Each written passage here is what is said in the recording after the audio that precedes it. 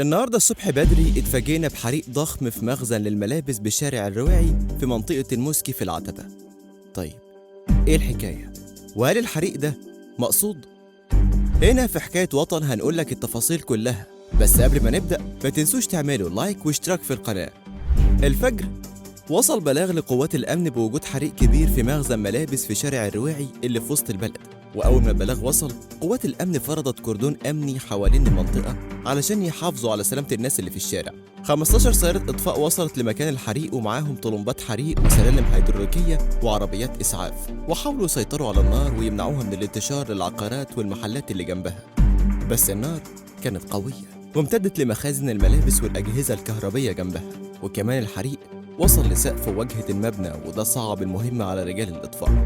وبعد محاولات مستمرة ولمدة 8 ساعات علشان يسيطروا على الحريق، والحمد لله ده حصل بالفعل، بس لسه الدخان بينبعث من عقار علي برعي في جراج العتبة بشارع الرواعي كأنه لسه الحريق شغال.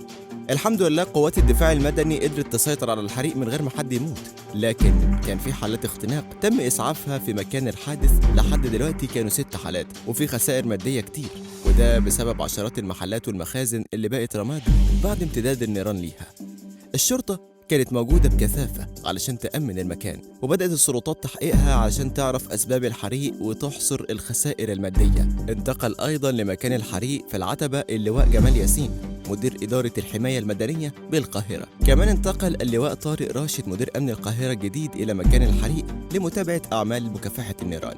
التحريات الأولية كشفت إن الحريق كان بسبب ماس كهربائي، والنار التهمت المبنى بالكامل اللي كان فيه مخازن ملابس ومواد سريعة الاشتعال. وأشارت التحريات الأولية لأجهزة أمن العاصمة إلى أن الخسائر المبدئية تتخطى عشرات الملايين الجنيهات نظراً لكميات البضائع الموجودة داخل المحلات والمخازن في 3 طوابق التهمتها النيران. الجدير بالذكر إن منطقة قريبة من مكان الحريق حصل فيها حريق كبير قبل أسبوع في حارة اليهود، واللي أدى لوفاة وإصابة 12 شخص.